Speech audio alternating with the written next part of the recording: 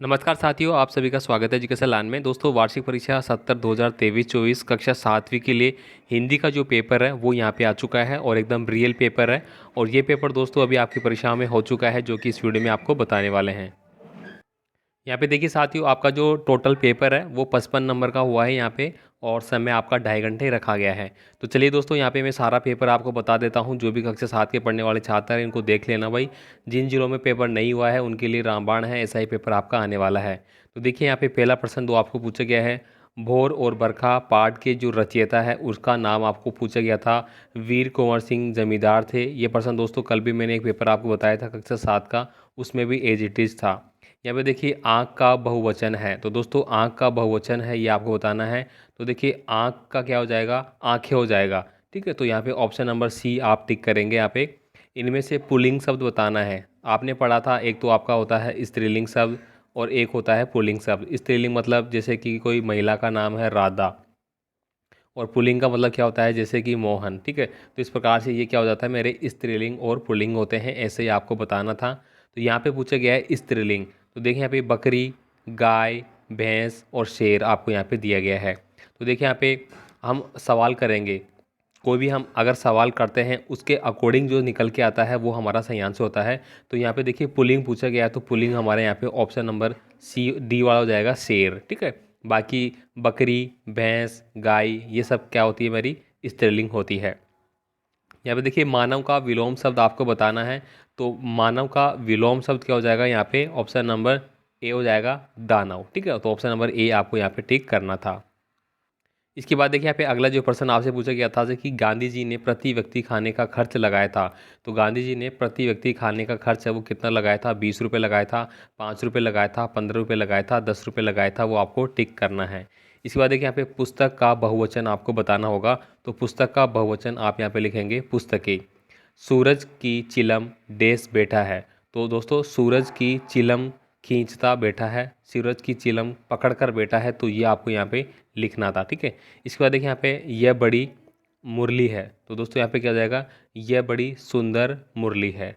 इसके बाद देखिए यहाँ पे अगला है, निम्नलिखित प्रश्नों के उत्तर आपको एक एक वाक्य में देने थे। यहाँ पे आजकल बड़े शहर में किसका प्रचलन बढ़ गया है, आँख में तिनका गिरने पर क्या हुआ था, गांधी जी बजट क्यों बना रहे थे, पेड़ और खंभे में दोस्ती कैसे हुई थी, ये आपको यहाँ पे टिक करना था। यहाँ पे देखिए ये प्रश्न दोस्तों कल के पेपर में भी हमने बात करी थी, मोर मोरनी के नाम किस आधार पर रखे गए थे। इसके बाद देखिए मीरा को सावन मन भावन क्यों कहने लगा था। निम्न शब्दों के आपको पर्यायवाची लिखने हैं। तो ये प्रश्न पत्र आपको अच्छे से देख लेना है। बाकी इस पेपर की अगर आपको पीडीएफ फाइल चाहिए तो आपको हमारे ऐप पे मिल जाएगी। क्या भाई, पीडीएफ फाइल, किसी भी पेपर की पीडीएफ फाइल आपको चाहिए तो ऐप पे मिल जाएगी। ऐप का नाम है एजुकेशन लाइन, प्ले स्टोर पर सर्च कर लेना, या फिर डिस्क्रिप्शन बॉक्स में लिंक भी दिया गया है, डायरेक्ट आप डाउनलोड कर सकते हैं। वहाँ पे आपको सभी कक्षाओं के जो जो आपकी कक्षाएं हैं उनके पेपर सेक्शन में पीडीएफ मिल जाएगी। तो यहाँ पे देखिए निम्न के पर्यायवाची हमें बताना है। तो देखिए हवा है, हवा का आपको पर्यायवाची बनाना होगा, तो हवा का आप यहाँ पे वायु लिख देंगे। समुद्र का है वो आप यहाँ पे बता सकते हैं, समुद्र का क्या बनाएंगे आप, सागर भी बता सकते हैं यहाँ पे। ठीक है, पृथ्वी है, पृथ्वी का आप यहाँ पे बता सकते हैं धरा। ठीक है, सूर्य है, सूर्य का आप यहाँ पे क्या बना सकते हैं, दिनकर। ठीक है, क्या बना सकते हैं आप, दिनकर भी बना सकते हैं और रवि भी बना सकते हैं। देखिए कमल है, कमल का आप बता सकते हैं, बादल है, बादल का भी आप बता सकते हैं यहाँ पे। ठीक है, तो ये सारे आपसे पूछे गए थे, तो इनको आपको लिखना है भाई, इस हिसाब से करना है। इसके बाद देखिए यहाँ पे 7 नंबर का जो प्रश्न था, निम्नलिखित मुहावरों का अर्थ आपको बताना है। देखिए लाल पीला होना, तो लाल पीला होने का मतलब क्या होता है कि अत्यधिक अत्यधिक क्रोधित होना, अत्यधिक क्रोधित होना। ठीक है, तो आप यहाँ पे क्या लिखेंगे, अत्यधिक क्रोधित होना। ठीक है, इसके बाद देखिए पीठ थपथपाना, पीठ थपथपाने का मतलब क्या होता है, सा शाबाशी देना। ठीक है, तो पीठ थपथपाने का मतलब होता है शाबाशी देना, या फिर ये भी हो सकता है कि उसको क्या करना, मोटिवेट करना, जिसको अपन शाबाशी बोलते हैं सिंपल भाषा में। अपना उल्लू सीधा करना, इसका मतलब आप यहाँ पे लिख सकते हैं, अपना कार्य निकलवाना। ठीक है, तो इस प्रकार से आप लिख सकते हैं, अपना उल्लू सीधा करने का मतलब हो गया अपना कार्य निकलवाना। इस प्रकार से आपको ये लिखना था भाई। ठीक है, इसके बाद देखिए यहाँ पे 8 नंबर का जो प्रश्न था वो आपसे पूछा गया था, 4 पंक्तियों में आपको उत्तर देना है। ध्यानचंद को हॉकी का जादूगर क्यों कहा जाता है, ये आपको लिखना है। पक्षी उन्मुक्त रहकर अपनी कौन कौन सी इच्छाएं पूरी करना चाहते हैं। तो साथियों, पक्षी उन्मुक्त रहकर अपनी जो आसमान की जो असीम अनुपमा है वहाँ पे विचार करना चाहते हैं, घूमना चाहते हैं, और यहाँ से वहाँ वो विचरण करना चाहते हैं, घूमना चाहते हैं, और वो पिंजरे में कैद होना नहीं चाहते हैं। इस प्रकार की बातें आपको यहाँ पे लिखनी है। अथवा में आपको दिया गया है कि कवि रहीम मनुष्य को धरती से क्या सीख देना चाहते हैं, तो ये आपको यहाँ पे बताना होगा। यहाँ पे देखिए, कवि ने अंधकार की तुलना किससे और क्यों की है, ये प्रश्न आपको रट लेना है, 3 नंबर का आ रहा है आपका। या फिर अथवा में आपको शहरी जीवन में भागम भाग क्यों रहती है, इसका आपको आंसर देना है। यहाँ पे देखिए, आपको सप्रसंग भावार्थ लिखना था। तरुवर फल नहीं खात है, सरवर पीत न पान, कही रहीमन पर काज हित संपत्ति संजीव सुजान। तो यहाँ पे देखिए, तरुवर फल नहीं खात है, तरुवर का मतलब क्या, जो पेड़ पौधे हैं वो अपना फल खुद नहीं खाते हैं, आपको पता है, उसका फल जो होता है वो दूसरों के लिए ही होता है।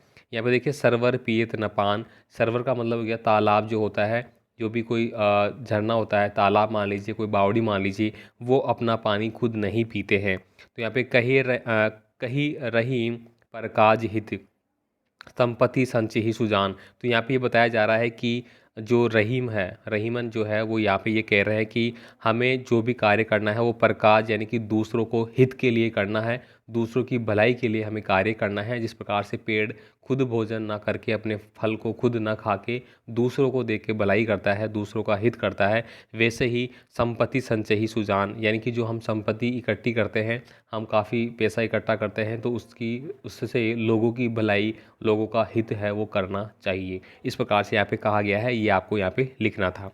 यहाँ पे दूसरा जो अथवा में दिया गया है, हम बहता जल पीने वाले मर जाएंगे भूखे प्यासे, कहीं बली है कटोक निबोरी कनक कटोरी की मैदा से। तो यहाँ पे साथियों, यहाँ पे आपको क्या लिखना था कि जो पक्षी है, ठीक है, वो क्या कह रहा है कि हम बहता जल पीने वाले मर जाएंगे भूखे प्यासे, यानी कि हम बहता जल पीने वाले हैं, हम किसी कैद में रहने वाले नहीं हैं। अगर हमें कैद कर लिया जाएगा, हमें पिंजरे में डाल दिया जाएगा, तो हम कुछ नहीं खाएंगे और भूखे प्यासे ही मर जाएंगे। बली कहीं बली है कटुक निबोरी कनक कटोरी की मैदा से, मतलब जो हमें वहाँ बाहर मिलता था वातावरण में खाने को, कुछ थोड़ी बहुत ही मिलता हो, उससे अच्छी चीज़ें थी वो ज़्यादा, कि पिंजरे में रह के हम जो मैदा की चीज़ें खा रहे हैं या कटोरी भर के खा रहे हैं, उससे अच्छा वो थी जो कि थोड़ी सी हमें मिल रही थी। तो ये आपको लिखना होगा। अब यहाँ पे देखिए, 10 नंबर का जो प्रश्न था उसमें आपको गद्यांश दिया गया है, जो पढ़ के आपको प्रश्नों के आंसर देने थे। यहाँ पे देखिए, समय एक अमूल्य वस्तु है, इसको व्यर्थ गंवाने की आदत जीवन को नष्ट कर देती है। खोया या बीता हुआ समय फिर नहीं मिलता है। संसार में ऐसी कोई शक्ति नहीं है जो बीते हुए समय को वापस लाए। हमारे जीवन की सफलता व असफलता समय के सदुपयोग पर निर्भर करती है। कुछ लोग मनोरंजन के नाम पर समय बर्बाद करते हैं, परंतु यह उनकी भूल है। समय के सदुपयोग से ही जीवन की सार्थकता होती है। तो आपको भी क्या करना है, समय का सदुपयोग करते हुए अपनी पढ़ाई में निरंतर लगे रहना है, ताकि आगे भविष्य में चल के आपको अच्छी नौकरी मिले, आपका अच्छा पद हो, आप अच्छी अपने परिवार की भी क्या कर सके, मदद कर सके। ठीक है, तो चलिए अपन इसका प्रश्न आंसर करते हैं। यहाँ पे पूछा जा रहा है कि उपयुक्त गद्यांश का उचित शीर्षक क्या है। तो यहाँ पे शीर्षक क्या होगा, समय का सदुपयोग, समय का सदुपयोग। ठीक है, तो ये इसका क्या हो जाएगा, उपयुक्त शीर्षक हो जाएगा। कौन सी आदत जीवन को नष्ट कर देती है। देखिए यहाँ पे ऊपर ही हमने पढ़ा था, यहाँ पे एक समय अमूल्य होता है, इसका व्यर्थ गंवाने की आदत जीवन को नष्ट कर देती है, मतलब समय को व्यर्थ गंवाने की आदत जीवन को नष्ट कर देती है, ऐसे आप लिखेंगे। जीवन की सार्थकता किस में है। तो देखिए, ये भी अभी हमने यहाँ पे पढ़ा था कि जीवन की सार्थकता है वो किस चीज़ में होती है, तो ये आपको यहाँ से लिख लेना है। जीवन की सार्थकता इसी में है कि हमें समय का सदुपयोग करना है। देखिए यहाँ पे समय के सदुपयोग से ही जीवन सार्थकता बनता है, ऐसे लाइन लिखनी है। अब देखिए, गद्यांश का सार अपने शब्दों में लिखना है, तो ये आप अपने शब्दों में लिख देंगे। ठीक है, तो ये प्रश्न आपके आ रहे हैं। लास्ट प्रश्न एक और बता देता हूँ। अंतिम देखिए, यहाँ पे आपसे पूछा गया था 11 नंबर का प्रश्न, अपने प्रधानाचार्य को शुल्क मुक्ति हेतु एक प्रार्थना पत्र लिखना है। मतलब आपको फीस नहीं दे पा रहे हैं, आप गरीब आदमी हैं, तो उसके लिए आपको फीस माफ़ की छुट्टी की फीस माफ़ के लिए एप्लीकेशन लिखना था। 6 नंबर का था। 8 नंबर का देखिए, यहाँ पे एक निबंध आपको पूछा गया था, स्वच्छ भारत सुंदर भारत के बारे में। दीपावली के बारे में, किसी मेले के बारे में, मेरे प्रिय शिक्षक के बारे में, तो किसी एक टॉपिक पे आपको यहाँ पे लिखना था। तो ये पूरा पेपर कक्षा 7 का जो कि रियल पेपर है, और ये पेपर दोस्तों हमारा दौसा ज़िले में हुआ है, ठीक है। तो यहाँ पे जिसने भी भेजा है उसके लिए काफ़ी धन्यवाद। और आप भी अपना पेपर है वो हमें हमारे व्हाट्सअप नंबर जो है उस पर आप भेज सकते हैं, और आप अपना नाम अवश्य लिखिए ताकि आपका नाम अनाउंस कर सके, क्योंकि यहाँ पे नाम नहीं लिखा गया है जितने भी भेजा था, ठीक है। तो चलिए मिलते हैं अगले पेपर के साथ। अपने साथियों को पेपर भेज देना। पेपर की PDF फाइलें आपको ऐप पे मिलेगी, ठीक है। तो ऐप डाउनलोड कर लेना प्ले स्टोर पे, एजुकेशन लाइन के नाम से। मिलते हैं अगले वीडियो में। धन्यवाद।